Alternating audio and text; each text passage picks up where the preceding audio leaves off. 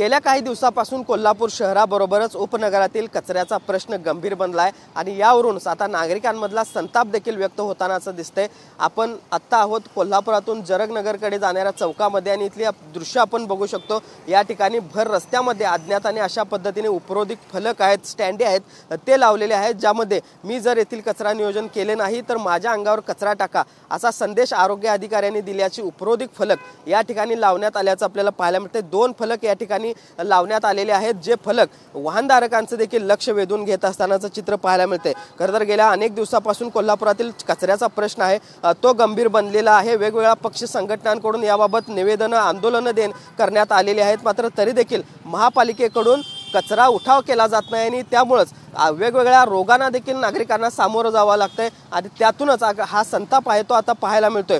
अशा पद्धतीने या सगळ्या जरगनगरच्या चौकामध्ये आपण बघतोय कशा पद्धतीनं नागरिकांनी आपला संताप व्यक्त केलाय, महापालिकेच्या कारभारावर खरं तर हा राग व्यक्त केलाय म्हणावा लागेल आणि त्यामुळेच ही सगळे स्टँडी ज्या लावलेल्या आहेत त्या वाहनधारकांचं देखील लक्ष वेधून घेत असतानाचं चित्र पाहायला मिळतंय। निदान या सगळ्या उपरोधिक टीकेनंतर किंवा उपरोधिक आंदोलनानंतर देखील महापालिका या सगळ्याची दखल घेणार का हे पाहावं लागणार आहे। मात्र तुर्तास आपण बघतोय कशा पद्धतीने या सगळ्या कचरा उठावावर नागरिकांचा संताप आहे आणि हा संताप आता अशा पद्धतीने समोर येत असल्याचं देखील पाहायला मिळतंय।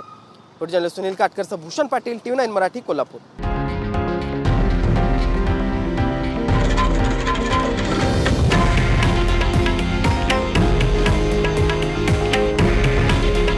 हे आहे देशातील नंबर 1 न्यूज नेटवर्क आणि आपण पाहत आहात TV9 मराठी। काळजी तुमची, हित महाराष्ट्राचं।